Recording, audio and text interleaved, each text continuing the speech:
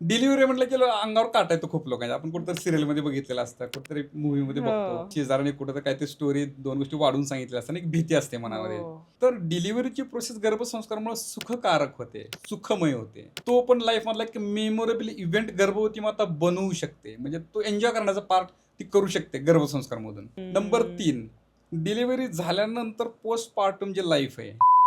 PCOD आहे तर पहिले वेट लॉस करायला सांगितलं जातं. तुम्ही वेट लॉस करा, डाएट इम्प्रूव्ह करा. हे आता जनरली डॉक्टर सांगतात. पण ह्याचं सोल्युशन फॅन्टॅस्टिक आयुर्वेदशास्त्रामध्ये खूप छान सांगितलंय. बरं. आयुर्वेदशास्त्रात काय सांगितलंय? बाळ पाहिजे तर त्यांनी वर्णन करताना सांगितलंय ध्रुवम चतुर्णाम सानिध्यात गर्भः स्यादे विधिपूर्वकम. हं. म्हणजे त्यांनी सांगितलं की अशा 4 गोष्टींचं ध्रुवीकरण एकत्र सानिध्यात येणं गरजेचं आहे विधिपूर्वक. तर आपल्याला त्यातून गर्भ मिळतो. मग कुठल्या 4 गोष्टी? तर ऋतुक्षेत्रांबू बीजानाम सामग्र्याद अंकुरम यथा. मग त्यांनी सांगताना आयुर्वेदशास्त्रात काय सांगितलंय की एका बी पासून नवीन झाडाचा जन्म जर आपल्याला पाहिजे तर 4 घटक खूप महत्वाचे आहेत. इंडियामध्ये पब्लिश झाला तो. हां, हां. कॉर्पोरेट हॉस्पिटलमध्ये 47% सीझर होतात आणि अननेसेसरी 40% कशामुळे होतात, कुठल्या कारणामुळे होतात, ती कारण मी तुम्हाला सांगतो की याच्यामध्ये 100% नॉर्मलच व्हायला पाहिजे. ह्याच्यातलं पहिलं कारण काय येतं? होणाऱ्या आईबाबांना काय अपेक्षा आहेत गर्भसंस्कारामधून. आता काय अपेक्षा असतात जनरली? तर बाळामधल्या काही क्वालिटीज अपेक्षित असतात. कशा क्वालिटीचं बाळ पाहिजे, कशा पद्धतीची प्रेग्नन्सी जर्नी त्यांना अपेक्षित एन्जॉय आहे. करायची हां. अपेक्षित आहे. त्याच्यानुसार हा प्रोग्राम बदलतो. बदलतो का पण? हा सेम विचारांच्या लोकांसाठी एकच प्रोग्राम असतो. हं, हं. मला जर इथून मुंबईला जायचंय तर मुंबईला जाण्याचे मार्ग वेगवेगळे असले तर मला कमी वेळात घेऊन जाणारा मार्ग 4 लोक एकत्र येऊन चॉईस करू शकतात. हं, हं. लाईक दॅट गर्भसंस्कारमध्ये त्या पद्धतीने होतं, पण कस्टमाइज होतात खूप साऱ्या गोष्टी. हां, हां. येस. आणि म्हणून गर्भसंस्कारामध्ये विशेषतः जननी गर्भसंस्काराचे आम्ही 4 पिलर कायम सांगतो की आम्ही नमस्कार मंडळी, मी स्मिता शिवाळे. चारची कॉफी स्मिताबरोबर या इन्फॉर्मेटिव्ह गप्पा सत्रामध्ये पुन्हा एकदा सगळ्यांचं अगदी मनापासून स्वागत आहे. आजच्या एपिसोडमध्ये डॉक्टर श्रीमंत पवार हे आपल्याला गर्भधारणेपासून ते बाळ झाल्यानंतरपर्यंत प्रत्येक महिलेनी या प्रवासामध्ये काय केलं पाहिजे याचं उत्तम असं मार्गदर्शन करणार आहेत. इन्फर्टिलिटी या संदर्भात बोलणं होणार आहे. अगदी गर्भधारणा झाल्यापासून ते गर्भ राहिल्यानंतर आणि बाळ होईपर्यंत जी माहिती मिळणार आहे ती अभूतपूर्व असणार आहे. मला असं वाटतं ही कोणीही मिस करू नये. ही प्रत्येकाने बघावी अशी आहे. त्यामुळे हा पॉडकास्ट अगदी शेवटपर्यंत बघा. आवडल्यास तुमच्या आजूबाजूच्या ज्या मंडळी असतील, नातेवाईक असतील, त्यांच्या घरात जर काही एक्सपेक्टेशन्स असतील अशा प्रकारचे, तर त्यांना हा पॉडकास्ट शेअर करायला अजिबात विसरू नका. नमस्कार डॉक्टर. आमच्या स्टुडिओमध्ये खूप खूप स्वागत आहे तुमचं. Thank you ma'am, thank you. जननी गर्भसंस्कार आणि आयुष आयुर्वेदिकचे तुम्ही को फाउंडर आहात. गर्भसंस्कारवर गेली 13 वर्ष तुम्ही सातत्यानं काम करता आहात आणि एक वेगळ्या पद्धतीनं गर्भसंस्कार तुम्ही तुमच्या पेशंट्सला इंट्रोड्यूस करून दिलेला आहे. खरं आयुर्वेदामध्ये गर्भसंस्काराला खूप महत्त्व आहे. पण तुमच्या इतक्या वर्षांच्या प्रॅक्टिसमधून किंवा आता इतके पेशंट्स तुमच्याकडे येऊन गेलेले आहेत, तर तुमच्या दृष्टीनं गर्भसंस्कार म्हणजे नेमकं काय आणि ते कधीपासून सुरू करायला हवं? येस मॅम, छान प्रश्न विचारला तुम्ही खरं तर. कारण गर्भसंस्कार हा 2 शब्दांनी बनलेला आहे, गर्भ आणि संस्कार.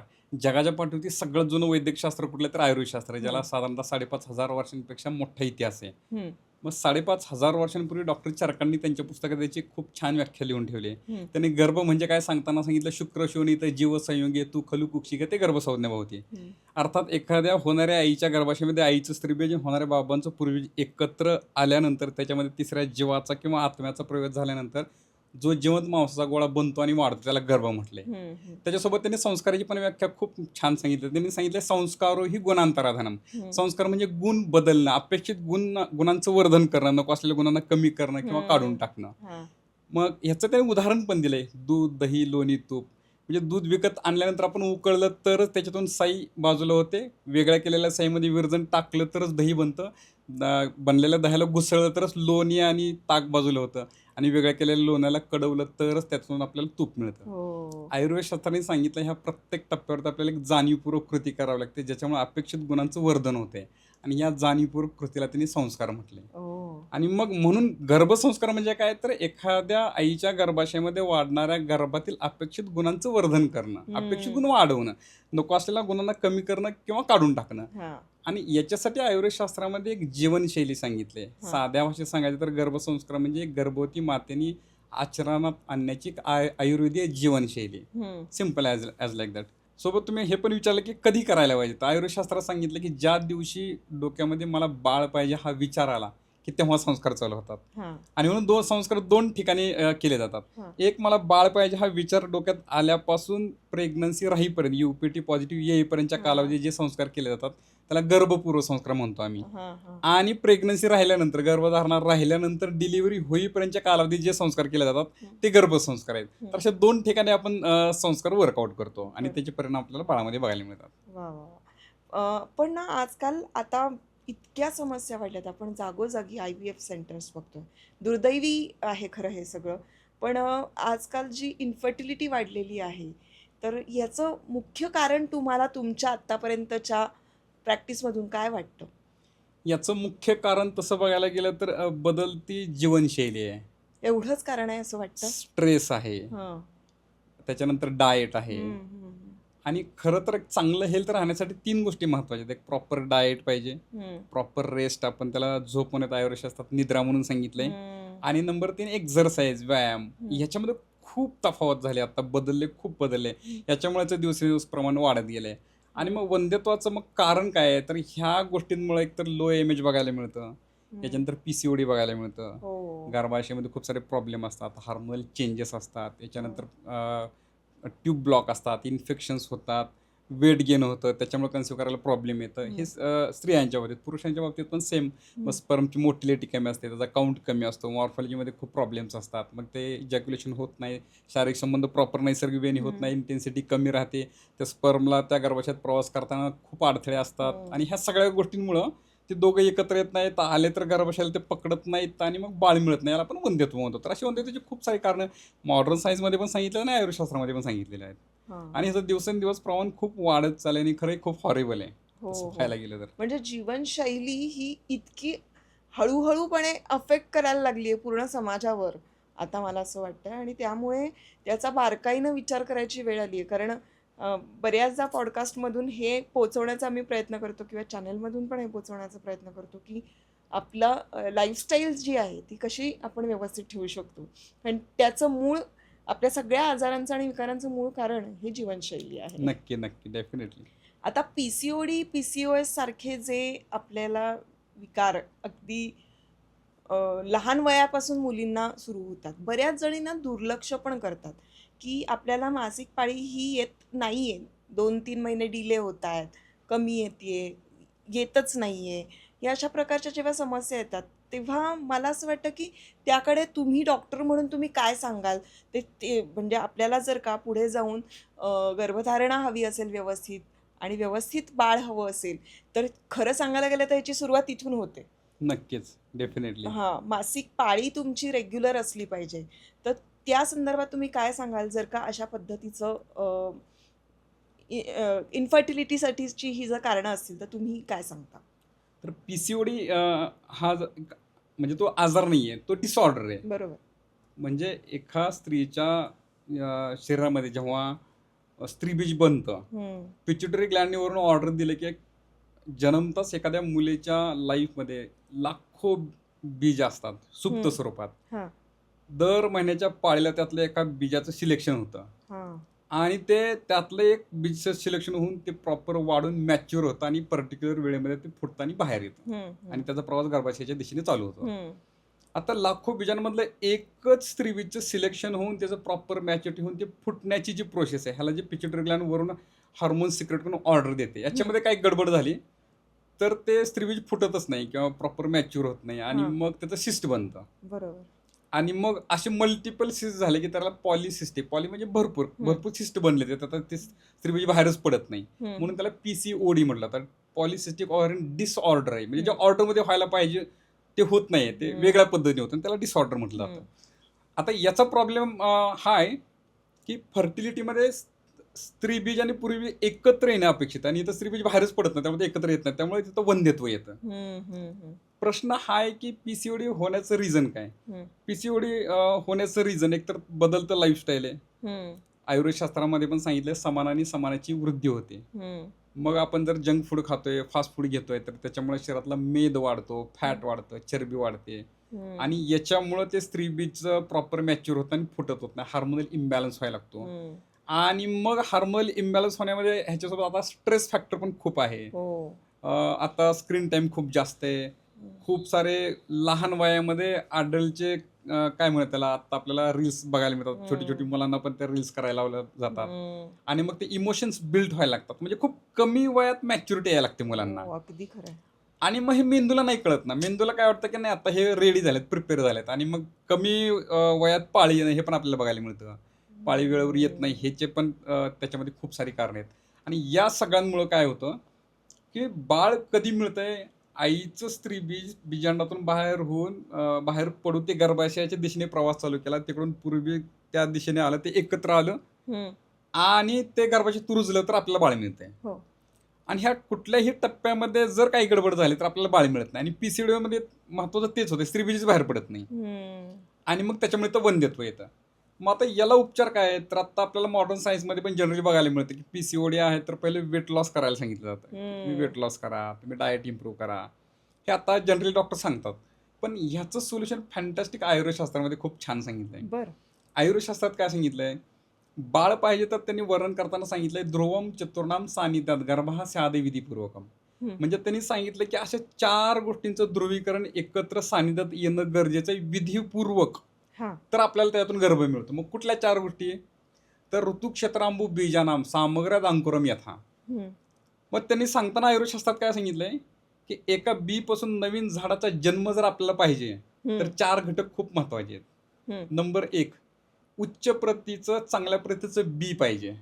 ते चांगल्या प्रतीचं बी सुपीक जमिनीत योग्य ऋतूत पेरलं पाहिजे आणि त्याला योग्य पाणी पुरवठा आणि खत वगैरे सगळे पौष्टिक घटक त्याला पोचले पाहिजेत.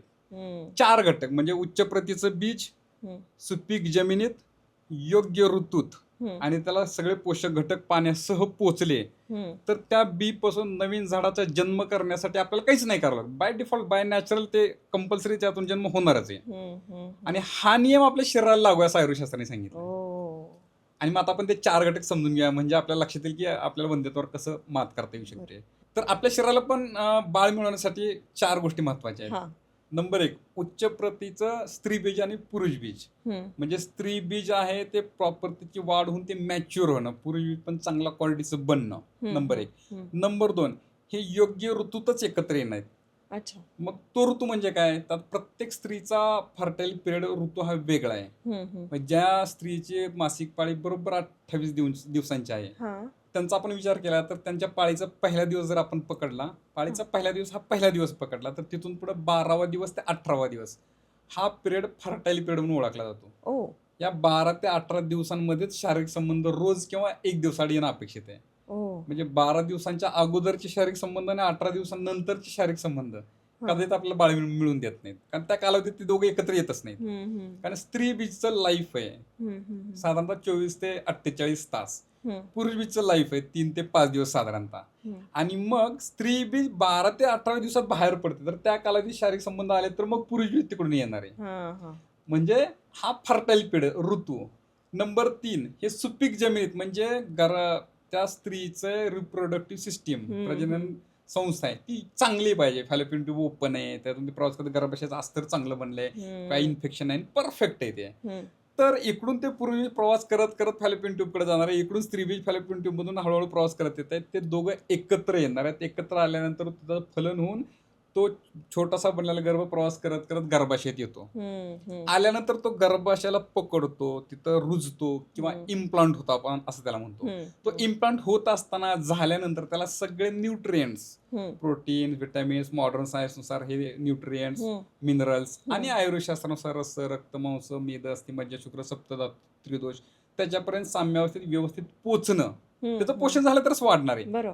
तर त्याच्यातून आपल्याला बाळ खात्रीशीर मिळणार आहे. आपण या 4 गोष्टींवरती काम केलं ना तर बाळ मिळणं हे फिक्स आहे. त्याच्यामध्ये काही शंका असण्याचं काही कारणच नाहीये. पण या 4 गोष्टी प्रॉपर करण्यासाठी काय करावं लागतं हे आयुर्वेदशास्त्रामध्ये सांगितलंय. आणि याच्यासाठी आयुर्वेदशास्त्र सांगतं की मला बाळ पाहिजे हा विचार आल्यानंतर 3 महिन्याचा कालावधी सांगितला की याच्यामध्ये आपल्याला हे सगळं व्यवस्थित योग्य स्थितीत आणायचे. आणि मग त्याच्यासाठी शरीर शुद्धी सांगितले, बीज शुद्धी, आपण त्याला बीज संस्कार म्हणतो, कर्मशुद्धी, मनशुद्धी. आणि हे सगळं प्रोग्राम 3 महिने राबवल्यानंतर 4थ्या महिन्यात शारीरिक संबंध अपेक्षित आहेत. किंवा तिथून पुढे बाळ मिळवण्यासाठी प्रयत्न अपेक्षित आहेत.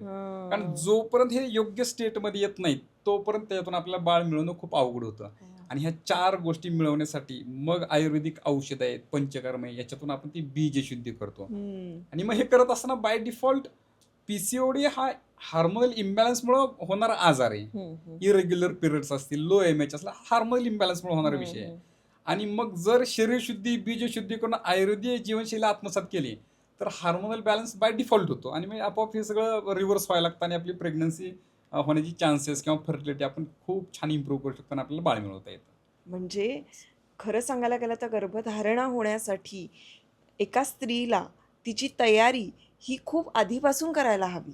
कारण तिची मासिक पाळी उत्तम असेल, तिचं आरोग्य उत्तम असेल, तिने सगळ्या व्यवस्थित गोष्टी पाळल्या तर मला असं वाटतं की लवकर ते सुरू होतं. म्हणूनच मला असं वाटतं की आजच्या या पिढीला जीवनशैली आणि पुढे जाऊन तुम्हाला बाळ हवंय नकोय आता तर 30शी नंतर मुलं होऊ देतात आणि ते आणखीन अवघड होऊन बसतं मग. पण तोपर्यंत तरी किमान लाईफस्टाईल आपली उत्तम ठेवणं फार इम्पॉर्टंट असतं. नक्कीच नक्कीच. आता तुम्ही म्हणालात तसं की गर्भसंस्कार किंवा गर्भधारणेची तयारी जी आहे ती खूप आधीपासून आहे. म्हणजे ही दोघांनी मिळून आणि आयुर्वेदामध्ये सांगितल्याप्रमाणे हा आणि त्याचे आपल्याला परिणाम पण 3 ठिकाणी बघायला मिळतात. म्हणजे मला बाळ पाहिजे हा विचार जेव्हा होणार आहे म्हणजे डोक्यात आला त्यावेळेस त्या 3 महिन्यामध्ये हे प्रोग्राम आपण रन केला तर त्याचा इफेक्ट 3 ठिकाणी बघायला मिळतो. नंबर 1 आपल्याला सर्व गुणसंपन्न सुदृढ सक्षम बाळ पाहिजे त्याचं बेसिक फाउंडेशन इथं आहे. कारण आपल्याकडे संत तुकाराम महाराजांनी पण सांगितलं शुद्ध बीजापोटी फळे रसाळ गोमटी आणि तो बनवलं जातं इथं. नंबर 2 बऱ्याच वेळा प्रेग्नन्सी जर्नीमध्ये आपल्याला कॉम्प्लिकेशन बघायला मिळतात. मिसकॅरेज आहे, अबॉर्शन आहे किंवा अपंगत्व बाळामध्ये येतं, थायरॉइड आहे, बीपी आहे, शुगर आहे, खूप सारे कॉम्प्लिकेशन बघायला मिळतात. हे आपल्याला ह्या प्रोग्राममधून खूप कमी करता येतात कारण ह्याच्यामध्ये शरीर शुद्ध आहे. सगळे टॉक्झिन्स वॉश आउट करून टाकतो आपण. बॉडीला आपण नवनिर्मिती देतो या फेजमध्ये. आणि नंबर 3 आता जे दिवसेंदिवस वाढतं प्रमाण आहे की आपल्याला वंध्यत्व टाळता येतं. आणि म्हणून आम्ही सांगतो की बाळ पाहिजे हा विचार आलाय ना तर तुम्हाला वंध्यत्व आहे नाही तुम्हाला काही कॉम्प्लिकेशन आहे ह्याचा काही विषय नाहीये. वंध्यत्व आहे तर तुम्ही नक्की कराच पण तुम्हाला बाळ पाहिजे म्हटलं तर हे केलंच पाहिजे. आणि म्हणून आम्ही खूप वेळा सांगतो की तुम्हाला वंध्यत्व टाळायचं येऊच द्यायचं नाही तर बाळ पाहिजे हा विचारला की तुम्ही गर्भपूर्व संस्कार करा. तुमच्या लाईफमध्ये वंध्यत्व येणारच नाही. गर्भपूर्व संस्कार हे खूप इम्पॉर्टंट आहे. डेफिनेटली म्हणजे गर्भसंस्काराबरोबर गर्भपूर्व संस्कार हे अति जास्त महत्वाचे आहेत. Yes yes. खरं तसं पाहायला गेलं तर आता या गर्भसंस्कारमध्ये खरं सांगायला गेलं तर सुरुवात इथून झाली पण अगदी पहिल्या महिन्यापासून काय काय करायचं हे तुम्ही सांगता की कसं काय आहे? येस. आता किंवा तो जो तुमचा गर्भसंस्कारचा कोर्स आहे तो एक्झॅक्टली प्रेग्नेंट राहिल्यानंतर कधीपासून सुरुवात करावी त्याची? आयुर्वेद शास्त्राने तर सांगितलं की बाळ पाहिजे हा विचार आल्यापासून सगळ्या गोष्टी चालू होतील. बरोबर. पण बऱ्याच वेळा मला प्रेग्नन्सी राहिली हे कळालेल्या मोमेंट पासून लगेच गर्भसंस्कार चालू व्हायला पाहिजे कारण त्या बाळासोबतचा इच अँड एव्हरी मोमेंट तो प्रत्येक दिवस प्रत्येक तास प्रत्येक मिनिट लाख करोडो रुपये मोजले हिमालय जाऊन तपश्चर्या केली 100 वर्ष तर ती परत माघारी नाही आणतात. इरिव्हर्सिबल आहे. अगदी खरं. आणि तो मोमेंट आपण 100% प्रकर्षाने जाणीवपूर्वक वापरलाच पाहिजे. आणि मग या 9 महिन्याच्या कालावधीत काय तर आयुर्वेदशास्त्रामध्ये गर्भिणी परिचर्या म्हणून सांगितलं की गर्भवती मातेने कुठल्या महिन्यामध्ये कसा आहार घेतला पाहिजे, कसा विहार घेतला पाहिजे, काय केलं पाहिजे, काय नाही केलं पाहिजे, कसं राहणीमान ठेवलं पाहिजे, हे सगळं वर्णन केलं प्रत्येक महिन्यानुसार प्रत्येक ट्रायमेस्टरनुसार. आणि ह्याचा एक प्रोग्राम बनतो आणि तो प्रोग्रामचं आपण एक्झिक्युशन करतो आणि मग त्याला आपल्याला गर्भसंस्कारचे परिणाम मिळतात. प्रश्न हा आहे की हे गर्भसंस्कार इम्प्लिमेंट केल्याचे परिणाम पण आपल्याला 4 बघायला मिळतात. बरं. मग हे कळालं तर मग गर्भसंस्कार इम्प्लिमेंट करण्याचा आपल्या डोक्यात एक फिक्स विचार येईल. गर्भसंस्कारचे 4 ठिकाणी कुठं परिणाम बघायला मिळतात. नंबर 1 आम्हाला क्लिनिकमध्ये जेव्हा एखादी गर्भवती माता अशी भेटायला येते की तिला खूप त्रास असतो आणि ते वैतागून म्हणते डॉक्टर साहेब कधी एकदाची सुटका होईल असं झालंय, कंटाळा आलाय, वैतागलाय. खूप सारे फॅमिली इश्यू असतात, कॉम्प्लिकेशन असतात, स्ट्रेस फॅक्टर खूप साऱ्या गोष्टी असतात. पण हे जगाच्या पट्टीचं सगळ्यात मोठं दुर्दैव आहे. निसर्गाने नियतीने किंवा देवाने स्त्रीला अशी पॉवरफुल ती ताकद दिली की तीच नवनिर्मिती करू शकते, बाकी कोण करू शकत नाही. बरं आता पहिल्यासारखं असं पण नाही की एखाद्या स्त्रीच्या लाईफमध्ये तो मोमेंट 8-10 वेळा येतो. आता फास्ट लाईफमध्ये फार तर 2 वेळा येतो. 2 वेळा 9-9 महिन्याचा पिरियड आहे आणि हा त्या बाळाच्या लाईफच्या दृष्टीने खूप महत्वाचा आणि मोठा पिरियड आहे. हा गोल्डन स्पॅन आहे. मग या पिरियडला प्रेग्नन्सी राहिल्यानंतरची गर्भधारणा राहिल्यानंतर प्रेग्नन्सी जर्नी ही त्या गर्भवती मातेचा उत्सव आहे, तो आनंद आहे, ते एन्जॉय व्हायला पाहिजे, तो मेमोरेबल स्पॅन म्हणला पाहिजे, ना की ते कुडत काढणं रडत बसण्याचा पिरियड नाहीये. तो उत्सव सेलिब्रेट करण्याचा विषय आहे तो. मेजॉरिटी गर्भवती मातांना ते माहितच नाहीये. तर गर्भसंस्कारामुळे तो उत्सव बनतो. नंबर 1. नंबर 2, डिलिव्हरी म्हटलं की अंगावर काटा येतो खूप लोकांच्या. आपण कुठेतरी सिरियलमध्ये बघितलेलं असतं, कुठेतरी मूवीमध्ये बघतो, शेजाराने कुठेतरी काहीतरी स्टोरी 2 गोष्टी वाढून सांगितल्या असतात, एक भीती असते मनामध्ये. तर डिलिव्हरीची प्रोसेस गर्भसंस्कारामुळे सुखकारक होते, सुखमय होते. तो पण लाईफ मधला एक मेमोरेबल इव्हेंट गर्भवती माता बनवू शकते, म्हणजे तो एन्जॉय करण्याचा पार्ट ती करू शकते गर्भसंस्कारमधून. नंबर 3, डिलिव्हरी झाल्यानंतर पोस्टपार्टम जे लाईफ आहे, आता हल्ली मी बऱ्याच वेळा सांगतो, प्रेगा न्यूजची एक ऍड तुम्ही बघितलं असेल मागच्या महिन्यात, आय थिंक रिलीज झाली जागतिक महिला दिनाच्या निमित्त. म्हणजे 3 मधली एक माता पोस्टपार्टम डिप्रेशनमध्ये असं त्यांनी दाखवले, आणि ते खूप भयंकर आहे. डिलिव्हरी झाल्यानंतरची अँझायटी आहे, पोस्टपार्टम डिप्रेशन आहे आणि नैराश्य, या सगळ्या गोष्टी गर्भसंस्कारमध्ये आपल्याला खूप कमी करता टाळता येतात. आणि नंबर 4, सगळ्यात महत्वाचं, गर्भसंस्कारामुळे बाळाच्या लाईफला एक शेप देता येतो, त्याला डिझाईन करता येतं, त्याला एक टर्निंग पॉईंट देता येतो. असं 4 ठिकाणी गर्भसंस्कारचा इम्पॅक्ट आहे. आणि पॉईंट हा पण समजून घेणं गरजेचं आहे. गर्भसंस्कार म्हणजे काय दिवसभरातले 4-5 तास घेऊन बसण्याचा विषय नाही, तो लाईफस्टाईलचा पार्ट आहे, जीवनशैलीचा पार्ट आहे. मी खूप वेळा सांगतो की आता सकाळी उठल्यानंतर दात घासावे लागतात, त्याचं बर्डन येत नाही ना, तो आयुष्याचा पार्ट आहे, नकळत होऊन जातं ते. तसं ही जीवनशैली समजणं, ते आत्मसात करणं आणि ते त्याच्यात सातत्य ठेवलं ना, त्याचं बर्डन नाहीये, एन्जॉय करण्याचं पार्ट. आम्ही खूप वेळा सांगतो गर्भसंस्कारमध्ये तुम्ही रिलॅक्स व्हायला या, एन्जॉय करायला या. सो दॅट गर्भसंस्कार असा आपल्याला 4 ठिकाणी इम्पॅक्ट बघायला मिळतो. आणि मग हे साध्य करण्यासाठी एक प्रोग्राम बनतो की गर्भवती मातेने सकाळी उठल्यापासून दिवसभरात रात्री झोपेपर्यंत स्वतःसोबत, बाळासोबत, फॅमिलीतल्या सदस्यांसोबत, ड्युटीवर, जॉबसोबत, ट्रॅव्हलिंगमध्ये काय करायचं सगळं ठरवलं जातं, आणि तो प्रत्येक मोमेंट ते एन्जॉय करते, आणि या पद्धतीने गर्भसंस्कार वर्क होतात. बरं, आता हे कस्टमाइज तुम्ही प्रत्येक पेशंट प्रमाणे करता, की तो तुमचा एक असा प्रोग्राम ठरलेला आहे की जो सगळ्यांना तुम्ही एकच सांगता प्रोग्राम गर्भसंस्कारचा? आता याच्यामध्ये आणखीन एक इंटरेस्टिंग पॉईंट आपल्याला बघायला मिळतं की गर्भसंस्कारामधून होणाऱ्या आईबाबांना काय अपेक्षा आहेत गर्भसंस्कारामधून. आता काय अपेक्षा असतात जनरली, तर बाळामधल्या काही क्वालिटीज अपेक्षित असतात. मग कशा क्वालिटीचं बाळ पाहिजे, कशा पद्धतीची प्रेग्नन्सी जर्नी त्यांना एन्जॉय करायची अपेक्षित आहे, त्याच्यानुसार हा प्रोग्राम बदलतो का पण? हा, सेम विचारांच्या लोकांसाठी एकच प्रोग्राम असतो. मला जर इथून मुंबईला जायचंय, तर मुंबईला जाण्याचे मार्ग वेगवेगळे असले तर मला कमी वेळात घेऊन जाणारा मार्ग 4 लोक एकत्र येऊन चॉईस करू शकतात. लाईक दॅट गर्भसंस्कार त्या पद्धतीने होतं, पण कस्टमाइज होतात खूप साऱ्या गोष्टी. येस. आणि म्हणून गर्भसंस्कार मध्ये विशेषतः जननी गर्भसंस्काराचे आम्ही 4 पिलर कायम सांगतो की आम्ही प्रामुख्याने 4 गोष्टींवरती खूप मेजर काम करतो. नंबर 1, जननी गर्भसंस्कारामधून बुद्धिमान बाळ मिळत होतं, त्याचा IQ बिल्ड करता येतो, IQ बिल्ड करता येतो. नंबर 2, डिझायर बेबी मिळत येतं, पाहिजे तसं तंतोतंत बाळ आपण मिळू शकतो. नंबर 3, आपल्याला नॉर्मल डिलिव्हरी साध्य करता येते गर्भसंस्कारमधून. आणि नंबर 4, सगळ्यात महत्वाचं, आई होणारी आणि झाल्यानंतरची आई जर खंबीर आहे, कणखर आहे, मजबूत आहे, तर सगळ्या गोष्टी परफेक्ट आहेत. आणि 4 गोष्टीवरती प्रामुख्याने आम्ही काम करतो, आणि हे गर्भसंस्कारचा पार्ट आहे. अरे वा, म्हणजे हे बऱ्याच जणींना माहिती नसेल, कारण गर्भसंस्कारचं एखादं पुस्तक किंवा कुठेतरी काहीतरी घेतलं की ते फॉलो केलं म्हणजे आम्ही करतोय की गर्भसंस्कार, असं आम्हाला बऱ्याच असं जणींना सांगतात वाटत खूप वेळा की नाही असतं. डॉक्टर साहेब, मी पुस्तक वाचतो, तो योगा फॉलो करतोय, म्युझिक पण ऐकतोय आणि गर्भसंस्कार करतोय असं म्हणतात. पण खरं सांगू का, फार वेगळा आहे तो जरा. 10वीला 10 सब्जेक्ट आहेत. मला खूप मराठी आवडतो आणि मराठीचा मी 10 वेळा अभ्यास केला. मी परीक्षा दिली, रिझल्ट आला, मराठीत मला डिस्टिंक्शन मिळालं, पण मी नापास झालो का, बाकी सब्जेक्टचा मी अभ्यासच नाही केला. गर्भसंस्कारमध्ये आपल्याला बाळाला काय म्हणूयात त्याला, पुस्तकी अकॅडमिक दृष्टिकोनातून त्याला टॅलेंटेड नाही बनवायचं आपल्याला. आपल्या बाळाचं व्यक्तिमत्व अष्टपैलू बनवायचे. बरोबर. आणि बाळाचं अष्टपैलू व्यक्तिमत्व बनवण्यासाठी लागणाऱ्या सगळ्या बेसिक गोष्टी कराव्याच लागतात. तुम्हाला आवडतात की नाही आवडतात डझंट मॅटर.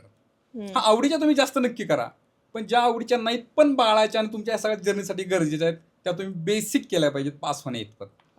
आणि इंटरेस्टिंग पार्ट असतो. सुरुवातीला नाही वाटत, नंतर खूप इंटरेस्टने लोक करतात, सांगतात, आम्हाला खूप सारे रिव्ह्यू देतात. सो दॅट या पद्धतीने गर्भसंस्कार वर्क करतात. नाही, इंटरेस्टिंग डेफिनेटली आहे, कारण मी गर्भसंस्कार करून घेतले होते. आणि मला काय वाटतं माहिती आहे, की ज्या प्रेग्नंट महिला आहेत ह्या त्यांच्या फॅमिलीमध्ये ती प्रेग्नंट महिला एकच असते.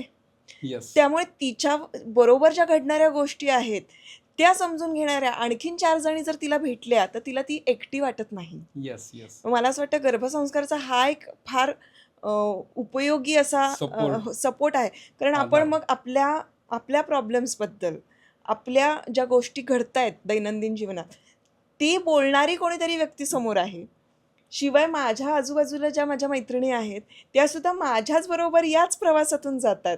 म्हटल्यानंतर थोडंसं त्याला हलकं वाटतं की हां, नाही? येस. त्यांना एक रिलॅक्स फील होतं. कारण बऱ्याच वेळा गर्भवती माता जर एकटी असेल, तर तिला बरं नाही वाटतं. हे माझ्या एकटीसोबतच होतंय का? मूड स्विंग्स म्हणजे मी येस. हा प्रश्न तुम्हाला विचारणारच होते, की ज्या वेळेला हार्मोन्स असे चेंज होतात, प्रेग्नन्सीमधले जे हार्मोन्स चेंज झाल्यामुळे मूड स्विंग्स होतात, ते मूड स्विंग्स हँडल कसे करायचे आणि त्याच्यासाठी गर्भसंस्कारमध्ये काही गोष्टी आहेत का? डेफिनेटली. कारण प्रेग्नन्सी जर्नी खूप अफलातून पद्धतीने होते एखाद्या गर्भवती मातेची. बरं. मूड स्विंगचा विचार केला तर एखाद्या गर्भवती मातेला एखाद्या दिवशी अचानक खूप रडारडावंसं वाटतं. हो. एका दिवशी खूप तिला आनंद वाटतं, तर कधी अचानक तिला लोनलीनेस फील होतो. हां, कधी हां. खूप उत्साही वाटतं.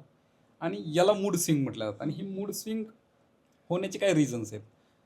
हे त्या गर्भवती मातेच्या शरीरात होणाऱ्या हार्मोनल बदलमुळे नक्की हां, होतं. हां. पण मग कशा पद्धतीचे मूड्स येतात हे खूप महत्त्वाचं आहे. तिला कधी-कधी खूप आनंदी वाटतं, कधी खूप दुःखी वाटतं, कधी खूप खूप उत्साहित वाटतं, तर कधी खूप नैराश्यपूर्ण वाटतं. कधी तिला वाटतं की मी खूप एन्जॉय करावं, कधी वाटतं हे माझ्या लाईफमध्ये कशाला हा प्रसंग आलाय. कधी तिला वाटतं की सगळे माझी खूप केअर करतात. कधी-कधी काळजी वाटते माझ्याकडे कोण बघतच नाही. हं. कधी तिला झोप येत नाही, कधी हुरूर वाटते, तर कधी अस्वस्थ वाटतं, तर कधी तिला म्हणजे चिंता लागून राहते, बाळाच्या भविष्याची काळजी वाटायला लागते. मग तिला प्रत्येक मोमेंट सतावतो. कधी तिला खूप रिलॅक्स झोप येते. आणि हे सगळे मूड स्विंग आहेत. ती स्वतः नाही करत. हे तिला कळणं गरजेचं आहे. हे कोण करतं? तर तिच्या शरीरामध्ये होणारे हार्मोनल बदल, हां. तिची कमजोरी, तिचा थकवा, हां, हां. तिची अपुरी झोप, तिच्या आहारामध्ये झालेला बदल, बाळाच्या भविष्याची चिंता, हं. घरात कदाचित न मिळणारा एखादा सपोर्ट, ह्या सगळ्या गोष्टींमुळे तिला हे मूड स्विंग होत आहेत. बरोबर. मग याला आपण टॅकल कसं करायचं? याच्यावरती सोल्युशन काय हं. काढायचं? हे पण तेवढंच इम्पॉर्टंट आहे. मूड स्विंग येतायत आणि जर त्याच्याबद्दल त्या गर्भवती मातेला नॉलेज आहे, हां. तर त्याची फ्रिक्वेन्सी, इंटेन्सिटी कमी व्हायला लागते. आणि ह्याच्यासाठी आपल्याला वेगवेगळ्या गोष्टी करायला लागतात. एक तर गर्भवती मातेने काय पॉझिटिव्ह अफर्मेशन्स म्हणले पाहिजेत. हां. स्वतःला पॉझिटिव्ह गोष्टी सांगितल्या पाहिजेत. हां. रोज सकाळ, दुपार, संध्याकाळ कायम. हं. सकारात्मक राहिलं पाहिजे. नंबर 2 तिनं ध्यान आणि प्राणायाम केलं पाहिजे. हं. ही खूप मोठी गोष्ट आहे. चांगली पुस्तकं वाचली पाहिजेत. शांत म्युझिक ऐकलं पाहिजे. हं. सॉन्ग्स ऐकले पाहिजेत. आणि ह्या पॉझिटिव्ह गोष्टी ठेवून ह्याच्यासोबत त्याने एक पौष्टिक आहार घेतला पाहिजे, पुरेशी झोप घेतली पाहिजे, हं. भावना व्यक्त केल्या पाहिजेत. हां. आणि याच्यामध्ये सगळ्यात महत्त्वाचा रोल होणाऱ्या बाबांचा पण आहे. हो. कारण हॅपी, आनंदी आई असेल तरच निरोगी आणि सुदृढ बुद्धिवान बाळ मिळतं. हं. पण हॅपी आणि आनंदी आईसाठी सपोर्टिव्ह बाबा लागतात. वडिलांची भूमिका सपोर्टिव्ह मोठी. बाबा नाही तर आई आनंदी राहणं खूप चॅलेंजिंग आहे. आणि म्हणून बाबांचा छोटा रोल आहे, पण खूप इम्पॉर्टंट आहे. आणि मग त्या बाबांनी त्या गर्भवती मातेला हे सगळं एन्व्हायर्नमेंट दिलं, तर मग आपल्याला पाहिजे तसं बाळ मिळायचा तो प्रवासाने आपल्याला चालू व्हायला लागतो. हां. आणि म्हणून मूड स्विंग खूप कमी होतात ह्या गोष्टींना, मॅनेज होतात, त्रास होत नाही आणि एन्जॉय करण्याचं पर्सेंटेज वाढतं. हं. मग ह्याच्यामध्ये होणाऱ्या बाबांचा रोल काय हे पण खूप इंटरेस्टिंग आहे. हां, हां. नाहीतर हल्ली असं बघायला मिळतं, काय तूच तर बाळ ओढायला लागली, माझं काय काम आहे? तुझी तू बघ, जा डॉक्टरकडे हां. व्हिजिट कर आईला किंवा सासूला कोणाला तरी घेऊन जा. हां. आणि हे थोडंसं भयंकर आहे हं. आत्ताच्या विभक्त कुटुंब पद्धतीमध्ये. हं, हं. कारण अगोदर घरात 60-70 माणसं याला एकत्र कुटुंब पद्धती म्हणतात. 10 हं. माणसं म्हणजे एकत्र कुटुंब पद्धत नाहीये. हं, हं. एज्युकेशन आहे, ग्लोबलायझेशन आहे, जॉब आहे, बिझनेस आहे, स्वप्नांच्या पाठीमागे आता विभक्त कुटुंब पद्धतीचं प्रमाण खूप वाढलं. हं. ती आता खूप एकटी आहे, तिला खूप लोनली फील होत आहे. हं. तर या काळात होणाऱ्या बाबांचा रोल खूप इम्पॉर्टंट आहे. बाबांचा रोल काय आहे? तर त्या आईला एक पोषक एन्व्हायरमेंट, सकारात्मक पॉझिटिव्ह एन्व्हायरमेंट बनवण्याचं काम बाबांचं आहे. हं, हं. सगळ्यात मोठं काम. नंबर 2 की ते पोषक एन्व्हायरमेंट बाबांनी दिलेल्यासोबत त्यांनी त्या होणाऱ्या आईचा हातात हात घेऊन तिला सांगितलं पाहिजे, की माझं तुझ्यावर प्रेम आहे. तुझ्या हं. प्रत्येक टप्प्यामध्ये तुझ्या बदलणाऱ्या भावभावनांसोबत, बदलणाऱ्या शरीरासोबत मी तुझ्या सोबत आहे आणि मी त्याच्यावर प्रेम करतो. हं. तू काही काळजी करू नको. तिला मानसिक आधार खूप गरजेचा आहे. बरोबर. तिला कधीतरी हलकीशी मिठी मारणं खूप मोठा रोल पार पडतं. याच्यासोबत काय आईसोबत होणाऱ्या आईसोबत त्यांनी रोज वॉकिंग केलं पाहिजे, योगा केला पाहिजे. संध्याकाळी आल्यानंतर म्हणजे तिच्या ऍक्टिव्हिटीमध्ये पार्टिसिपेट. पार्टिसिपेशन खूप महत्वाचं, छोटाच रोल आहे पण खूप महत्वाचं आहे. जर वर्किंग आहे किंवा घरी आहे किंवा यांनी वर्किंग करून आल्यानंतर काही हलकं फुलकं डिस्कशन व्हायला पाहिजे. कधीतरी त्या होणाऱ्याला सरप्राईज पण दिलं पाहिजे आईला.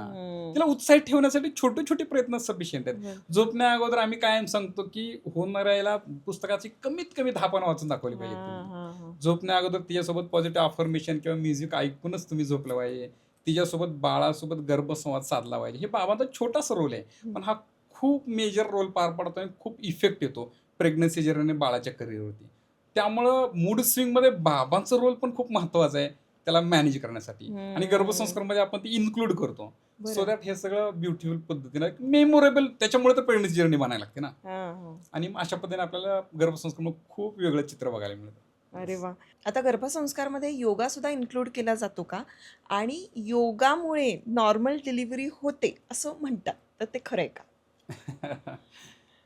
गर्भसंस्कारचा वन ऑफ द पार्ट आहे योगा. हां. पण योगा केला की नॉर्मल डिलिव्हरी ते असं बिलकुल नाही. मुळात हे समजून घेणं गरजेचं. हल्ली त्याचं प्रमाण खूप वाढलंय की कुठल्या तर चॅनलला फॉलो करायचं आणि बघून योगा करायचं. हां, हां. किंवा गर्भसंस्काराच्या बाबतीत होतं की त्यांनी गर्भसंस्कार केले, त्यांचं पुस्तक आणायचं, आपण वाचायचं. हां. योगाचा विचार केला तर त्यांचे सोनोग्राफीचे रिपोर्ट्स काय आहेत, त्यांची फॅमिली हिस्ट्री काय आहे, आपली करंट हिस्ट्री काय आहे, हे सगळं बघून डॉक्टरांच्या माध्यमातून ते जाणून घेणं गरजेचं आहे की कुठला योगा केला पाहिजे. कारण पर्टिक्युलर एकाच योगामुळे होता अशातला भाग नाही. वेगवेगळे योगाचे आयुर्वेदामध्ये सांगितलेले प्रकार आहेत आणि मग ते योगा करणं हा एक वन ऑफ द पार्ट आहे. पण फक्त योगाने नॉर्मल डिलिव्हरी नाही होणार ना. योगामुळे काय होईल की नॉर्मल डिलिव्हरी होण्यासाठी काय लागतं आपण ते समजून घेऊ. म्हणजे योगा कितपत रोल पार पडेल हे लक्षात येईल. आणि हल्ली ह्याचं पण प्रमाण वाढले. कदाचित तुम्ही पण ऐकलं असेल, असं म्हटलं जातं की गेलं की डॉक्टर काय हल्ली सिझरच करतात, तो बिझनेसच झालाय, नॉर्मल होत नाही. प्रत्येक क्षेत्रामध्ये 5-10% असतील, इथेही 4-5% नक्की असतील, नाही अशातला भाग नाहीये. पण याचा अर्थ सगळा पार्ट हा डॉक्टरांचा नाहीये. आपण समजून घ्या की नॉर्मल डिलिव्हरी ही काय आहे. निसर्गाच्या नियमानुसार डिलिव्हरी ही नॉर्मलच आहे. आपण निसर्गाच्या विरोधात चालल्यामुळे ती अबनॉर्मल होत गेली आणि मग त्याला फोर्सेप डिलिव्हरी, इपिजिओटोमी डिलिव्हरी आणि सिझेरियन डिलिव्हरी जरा फेमस आहे, आपल्याला माहिती आहे. मग तरी पण मेडिकल काही कंडिशन आहेत की ज्या कंडिशनमध्ये म्हणजे गर्भाशयात बाळ वाढते आणि प्रेग्नन्सीची डेट जवळ आल्यानंतर त्या गर्भवती मातेला कळा येऊन गर्भाशयाचं तोंड उघडून त्या गर्भाशयाच्या प्रवासातून बाळ बाहेर काढणं, मग ती नाळाला क्लिप करून कट करणं आणि तो वार किंवा प्लॅसेंटा बाहेर काढणं, याला नॉर्मल डिलिव्हरी म्हणतो. निसर्गाच्या नियमानुसार असंच व्हायला पाहिजे. कारण जगाच्या पाठीवर दुसऱ्या कुठल्याच प्राणीचं सिझर होत नाही, नॉर्मलच होते. आपण प्राणीच आहोत. पण असं झालं का, असं का होते ते समजून घ्या. एक 4-5 मेडिकल कंडिशन आहेत की ज्यामध्ये आपल्याला सिझेरियन करावंच लागतं. त्या 4 ते 5 मेडिकल कंडिशन फक्त आपल्याला डोक्यात ठेवायचे. त्या मेडिकल कंडिशन आहेत, अचानक उद्भवू शकतात, पण त्याचं पर्सेंटेज खूप कमी आहे. आणि मग त्या कंडिशन काय आहेत की फॉर एक्झाम्पल बाळाच्या नाळेचे वेडे बाळाच्या गळ्याभोवती गुंडाळले गेलेत. आता ते गळ्याभोवती गुंडाळलेले नाळेचे वेडेच्या सिच्युएशन वेगवेगळ्या आहेत. त्यातला एकच पॉइंट आहे, 7व्या-8व्या महिन्यात नाळेचे वेडे गुंडाळलेत तर तिथं काही प्रॉब्लेम नाही ना. प्रॉब्लेम कधी आहे, आता कळ्या यायला लागलेत, गर्भाशयाचं तोंड उघडायला लागले आणि ते वेडे गुंडाळले गेलेत. या केसमध्ये नॉर्मल होत नाही अशातला भाग नाही, नॉर्मलच होते. पण ते वेडे गुंडाळला गेल्यामुळे त्याला ताण पडतो, बाळाला गुदमरल्यासारखं होऊ शकतं किंवा प्लासेंटा डिटॅच होतो, वार अचानक सुटते आणि मग धो पाण्यासारखा रक्तप्रवाह व्हायला लागतो. आईच्या जीवाला, बाळाच्या जीवाला धोका होऊ शकतो. तो धोका नको म्हणून सिझर करायचे. त्यात नॉर्मल होत नाही अशातला भाग नाही. पण नॉर्मल कोण धोका झाला तर काय उपयोग आहे. नंबर 2, अंगावरून पाणी चाललंय, आपलं बाळ पोटामध्ये पाण्यामध्ये जिवंत आहे. आता अंगावरून कधी पाणी चाललंय ती एकच कंडिशन. म्हणजे आता अंगावरून पाणी चाललंय, कळा येत आहेत, गर्भाशयाचं तोंड उघडत आहेत, तर तिथं काही प्रॉब्लेम नाहीये. अंगावरून पाणी चाललंय पण मला कळाच येत नाहीये, डॉक्टर इंजेक्शन देत आहेत, सलाईन लावतायत, गर्भाशयाचं तोंडच उघडत नाही. आता पाणी सगळं निघून गेलं की बाळ गुदमरणार आहे. मग त्याच्या अगोदर बाळ बाहेर आलं पाहिजे. आता कळा येत नाहीत, गर्भाशयाचं तोंड उघडत नाही, त्या कंडिशन मध्ये सिझर आहे. आता तोंड उघडायला लागलंय तर आर्टिफिशियल इंजेक्शन देऊन त्याचं थोडं प्रमाण वाढून नॉर्मल मध्ये कन्व्हर्ट केलं जाऊ शकतं. नंबर 3, आईने एवढं छान फॅन्टॅस्टिक डाएट घेतलाय प्रेग्नन्सी जर्नीमध्ये, सगळं गर्भसंस्कार फॉलो केलेत, डॉक्टरने सांगितलेले सगळे सल्ले व्यवस्थित घेतलेत, त्याच्यामुळे बाळ एवढं छान आणि गुटगुटीत आहे की ज्या बर्थ कॅनल मधून बाळ बाहेर येणार आहे त्या बर्थ कॅनलपेक्षा बाळ मोठं आहे, त्या प्रवासात बसतच नाहीये.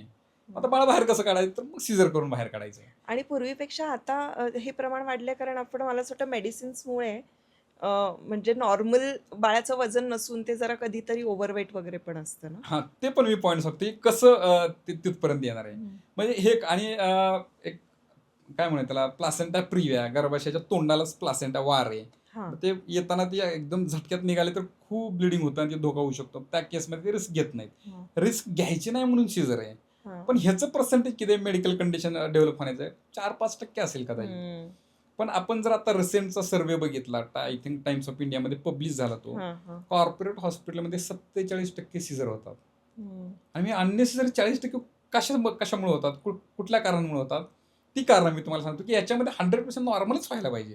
हम्म. ह्याच्यातलं पहिलं कारण काय येतं, की आता माझी डिलिव्हरीची डेट जवळ आली, आता हॉस्पिटल ॲडमिट व्हायला जायची वेळ आली, की मग भीती, चिंता, काळजी, मग टेन्शन यायला लागतं. बरोबर. अगेन मग कोणतरी काहीतरी स्टोरी सांगितलंय, तुला माहित नाही मी किती त्रास सहन केला, खूप त्रास होतो. मूव्हीमध्ये मग ते ऑडियन्सला कॅच करायचे म्हणून अशी स्टोरी दाखवतात. डॉक्टर बाहेर येतात, सांगतात एकतर बाळ वाचेल नाही तर आई वाचेल. असं नाही मेडिकल सायन्समध्ये. हे सगळं चुकीचं आहे. ते एंटरटेनमेंटचा पार्ट आहे. पण तिच्या डोक्यात ती इमेज बसली आहे. बरोबर अगदी. आता हॉस्पिटलमध्ये ॲडमिट झाले आणि मग सगळे सांगतायत बरं का, पण ते भीती आहे मनात. आता लेबर रूममध्ये गेले, जाताना भीती. आता भीती काय काम करते, तर भीती वाटली की हायपोथॅलॅमसला सिग्नल जातो, मेंदूतला भाग, की नाही काहीतरी गडबड आहे. आता माझं शरीर, माझं मन काळजीत आहे, मग त्याला चांगलं वाटावं म्हणून ते पिट्युटरी ग्लॅंडला ऑर्डर आहे. पिट्युटरी ग्लॅंड ॲड्रिनल ग्लॅंडला ऑर्डर सोडते आणि मग कॉर्टिसॉल सिक्रेट व्हायला लागतं, की चांगलं वाटावं, फील बेटर व्हावं म्हणून. पण भीती संपली नाही ना, त्यामुळे ते कॉर्टिसॉल कमी पडायला लागतं, मग स्ट्रेस हार्मोन जास्त सिक्रेट व्हायला लागतात. आणि या सिच्युएशनला आपली बॉडी फाईट ऑर फ्लाईट मोडवरती काम करते. म्हणजे काय, की समजा आता आपण पॉडकास्ट करतोय आणि अचानक माझ्या अंगावरती जर कोण आलं, तर मी विचार न करता 2 पद्धतीने रिॲक्ट करतो. मला विचार करायला वेळ नाही, अचानक आले एकदम. तर ते 2 पद्धती कुठल्या? नंबर 1, एकतर मी त्याच्या विरोधात लढायला जातो, कोण तू माझ्या अंगावरती आला, किंवा मी पळून जातो, अरे अचानक काय, घाबरून पळून जातो. या 2च ऍक्शन होतात. याला फाईट ऑर फ्लाईट, तर विरोधात जाणं किंवा पळून जाणं असं म्हणतात. बरोबर. गमतीचा भाग काय आहे, आत्ता आपण पॉडकास्ट करतोय, माझ्या अंगावर कोण आलं, मी त्याच्या विरोधात लढायला गेलो काय, पळून गेलो काय, पॉडकास्ट थांबतो, आपलं मेन काम थांबलं. तसं गर्भवती माता टेन्शनमध्ये आली, तिला काळजी, चिंता वाटली, घाबरली, की तिचं गर्भाशयाचं आकुंचन आहे, तिला कळा येणे, गर्भाशयाचं तोंड उघड नाही, हे मेन काम थांबायला लागतं. ते सगळं इकडे शिफ्ट होतं. आणि मग त्याच्यामुळे तिला कळा व्यवस्थित येत नाहीत. बरं, आता लेबर रूम मध्ये गेला तर हा तर पॉईंट झाला. दुसरी गोष्ट, तिला माहितच नाही की प्रोसेस नक्की काय होणार आहे. तिला फिजिओलॉजी माहित नाही, बर्थ प्रोसेस कशी होणार, तिला काहीच कल्पना नाही, नॉलेज नाहीये. तिसरी गोष्ट, हे कळा घ्यायचे ट्रिक्स पण आहेत. कळा कशा घ्यायच्या, त्या कळेसोबत कसं अलाईन व्हायचं त्या गर्भवती मातीनं, हे पण माहित नाही. मग ते उलट सुलट कळा घेतल्यानंतर मग ते प्रॉपर प्रोसेस होत नाही.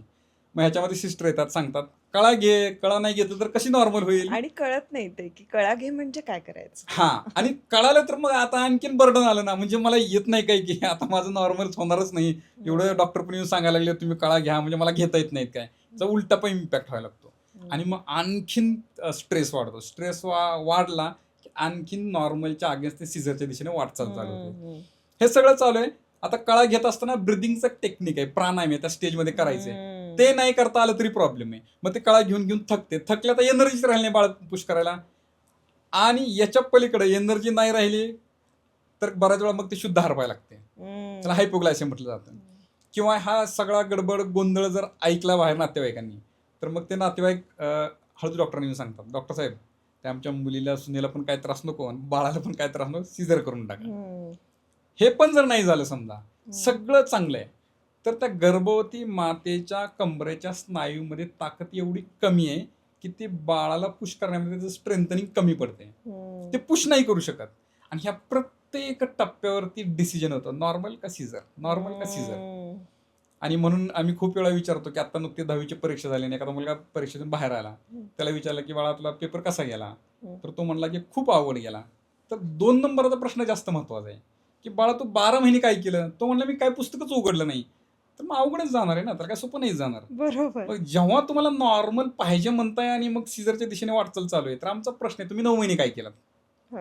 आणि मग या 9 महिन्यामध्ये अशा सगळ्या ऍक्टिव्हिटी केल्या तर आपण ती नॉर्मल डिलिव्हरी खात्रीशीर अचीव करू शकतो, या नंतरच्या सांगितल्या सगळ्या पॉईंटमध्ये. पण याच्यामध्ये योगा एकाच ठिकाणी रोल पार पडतो, ते म्हणजे कमरेच्या स्नायूचं स्ट्रेंथनिंग. पण बाकी खूप साऱ्या गोष्टी आहेत ना, हो त्या सगळ्या मॅनेज करण्यासाठी मग प्राणायाम आहे, ध्यान आहे आणि हो खूप मल्टिपल गर्भसंस्कारामध्ये ऍक्टिव्हिटी आहेत. त्या सगळ्या एकत्र केल्या की मग आपल्याला नॉर्मल डिलिव्हरी डेफिनेटली साध्य करता येते. करेक्ट करेक्ट राहिला पार्ट डॉक्टरांचं सिझरचं प्रमाण का वाढत चाललंय?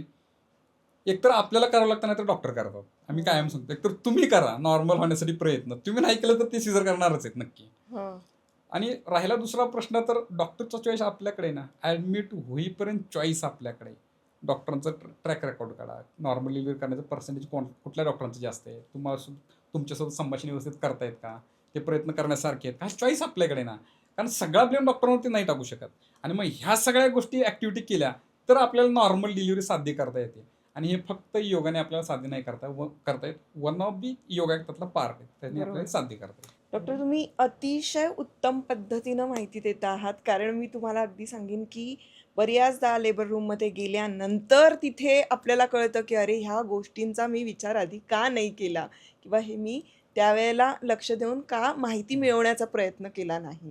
हे बऱ्याचदा लेबर रूममध्ये त्या बायकांना रिअलाईज होतं आणि तिथे बरेचसे कॉम्प्लिकेशन्स वाढतात. नक्कीच. ज्यामुळे तुम्ही म्हणताय ते अगदी बरोबर आहे. गर्भसंस्कार म्हणणे मी म्हणेन की आजच्या मॉडर्न काळामध्ये ती एक तयारी आहे.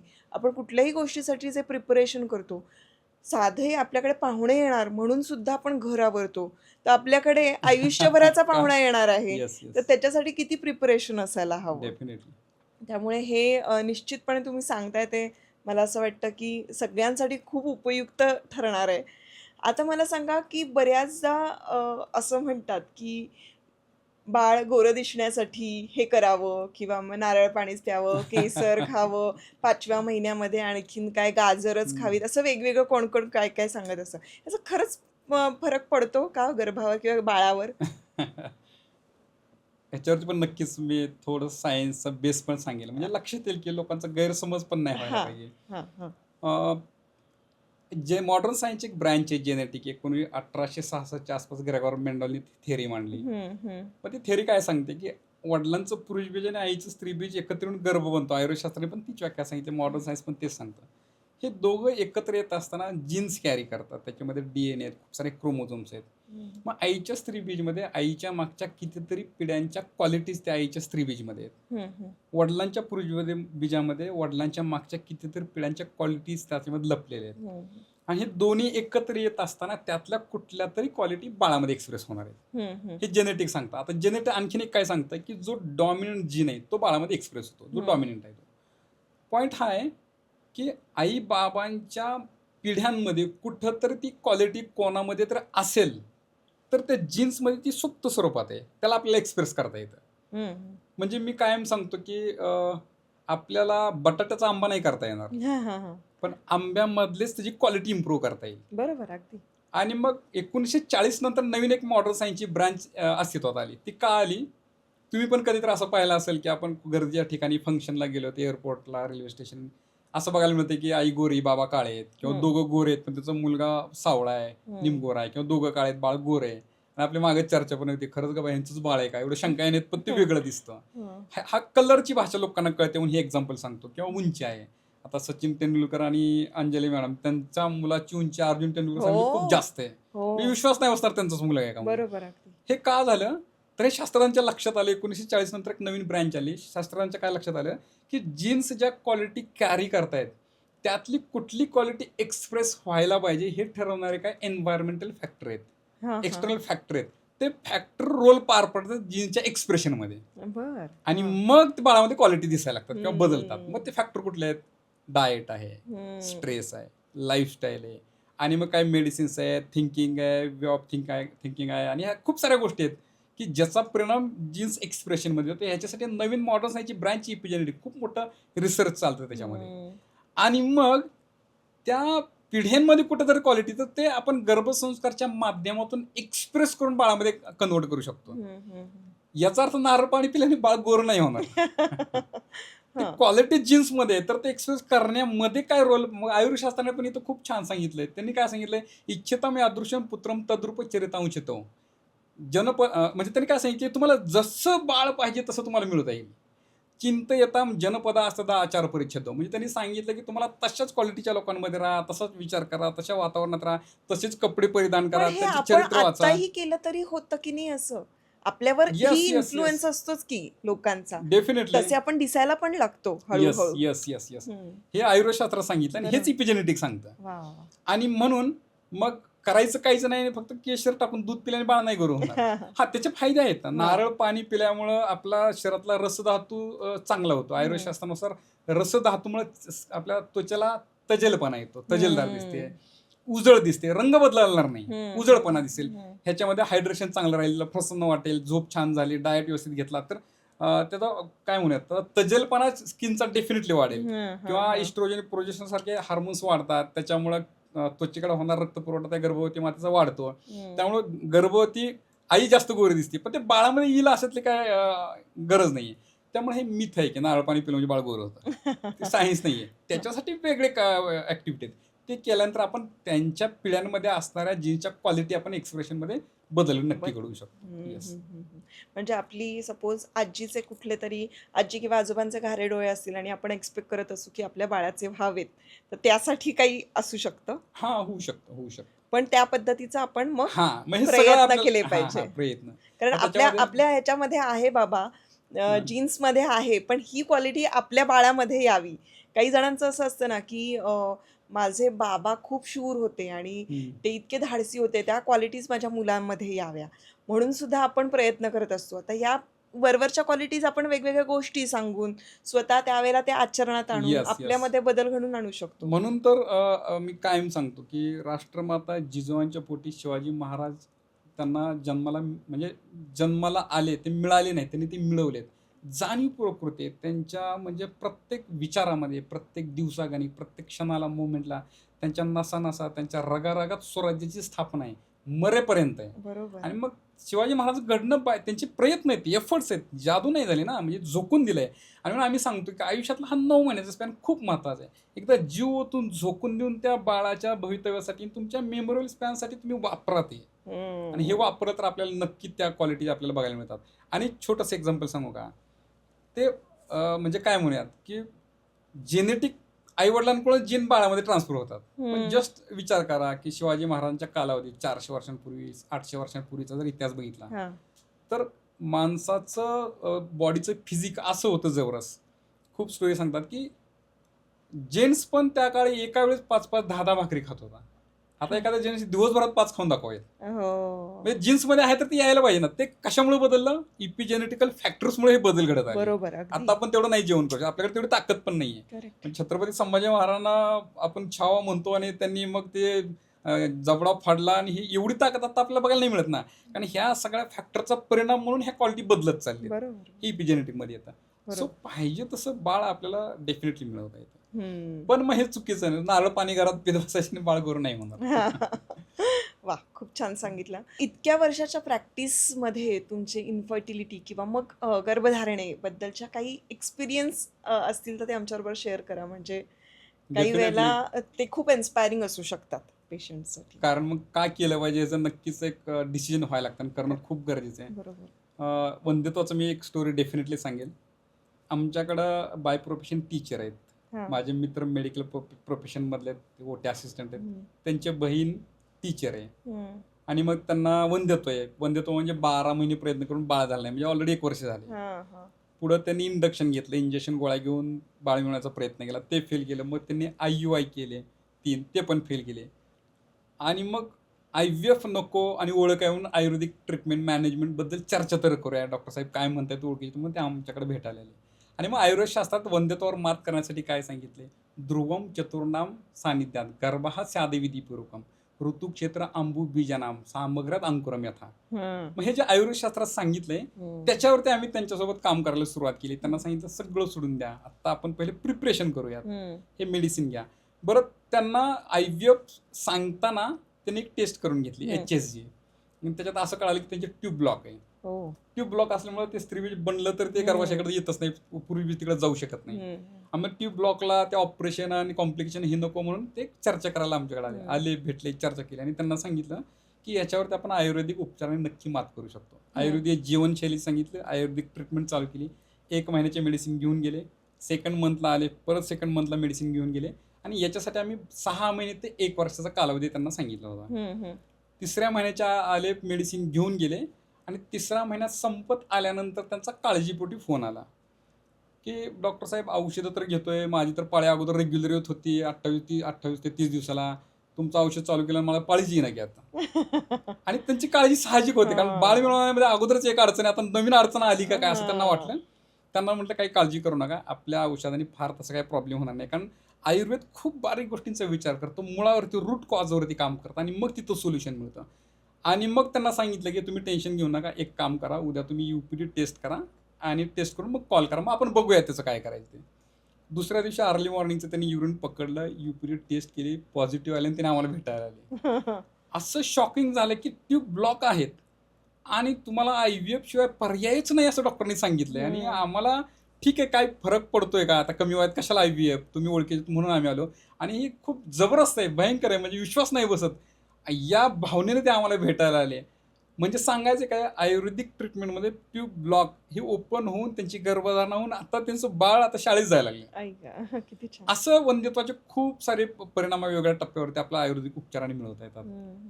आता गर्भसंस्कारची स्टोरी सांगितली तसे खूप आहेत.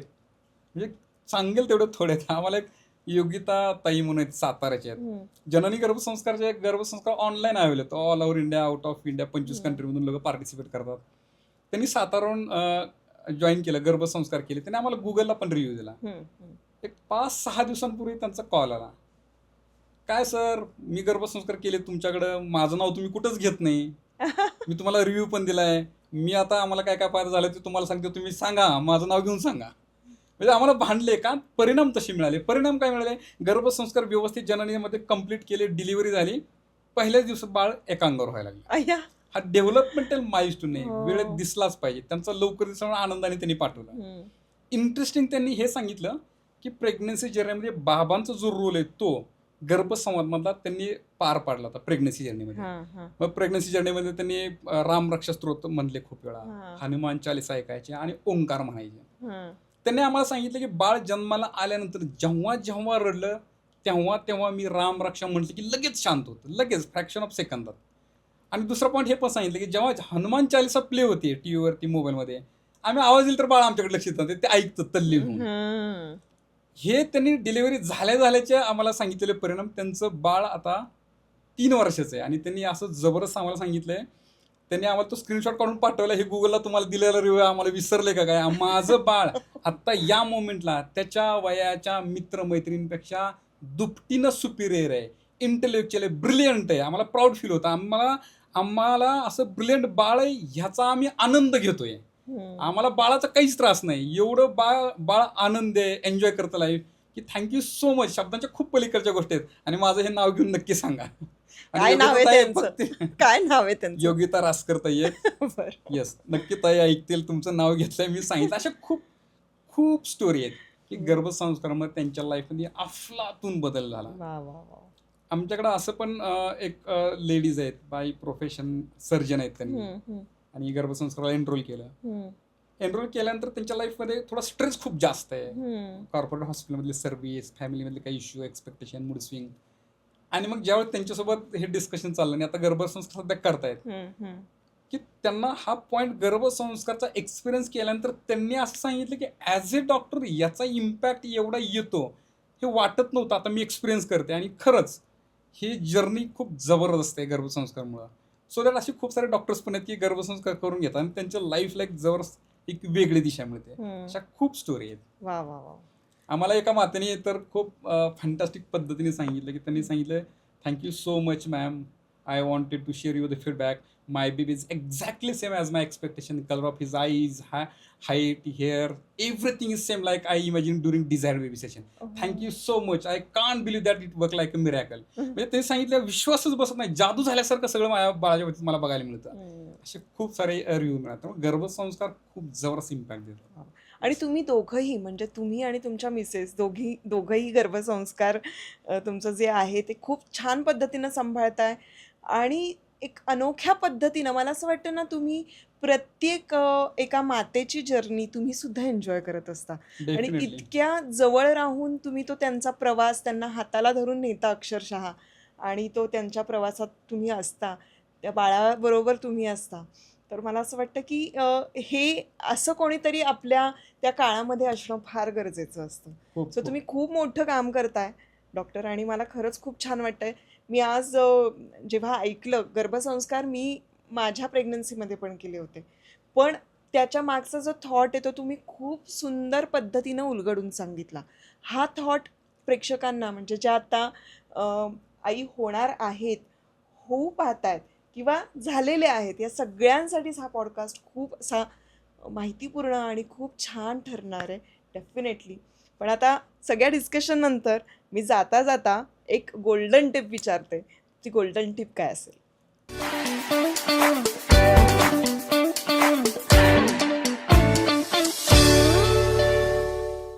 गर्भवती आई आणि बाबांच्या लाईफमधला त्या बाळासोबतचा हा पिरियड गोल्डन स्पॅन आहे. हां. त्या बाळासोबतचे हे दिवस आता हातातून निसटून गेले ते परत कुठल्याच धर्तीवरती माघारी आणता येत नाही. हा त्या बाळाच्या लाईफच्या दृष्टिकोनातून आणि तुमच्या नेक्स्ट जनरेशनच्या दृष्टिकोनातून सगळ्यात महत्त्वाचा पिरियड आहे. या वेळेला पुरेपूर वापरा, त्याचं युटिलायझेशन करा आणि हा मेमोरेबल उत्साही पिरियड बनवा. डेफिनेटली गर्भसंस्कार करा. कारण मी सांगितलं इपिजेनेटिकमुळे येणारे बदल 4-4 पिढ्यांपर्यंत ट्रान्सफर होतात. त्यामुळे हा 9 महिन्याचा कालावधी फक्त 9 महिन्याचा नाही आहे. त्या बाळाच्या करिअरवरती पुढच्या काही पिढ्यांमध्ये ट्रान्सफर होणाऱ्या गोष्टी ह्याच्यातून आपल्याला साध्य करता येतात. सो 100% तुम्ही गर्भसंस्काराला फॉलो केलंच पाहिजे, कारण हा पिरियड परत कधीच माघारी आणता येत नाही. खूप छान सांगितलं. आय होप हे सगळं मार्गदर्शन तुम्हाला उपयोगी ठरेल. आमच्या स्टुडिओमध्ये येऊन एवढा वेळ देऊन तुम्ही इतकी छान माहिती दिली, त्याबद्दल मनापासून धन्यवाद, आणि तुमच्या पुढच्या सगळ्या वाटचालीसाठी माझ्याकडून खूप सारे थँक्यू मॅम. थँक्यू धन्यवाद. So much.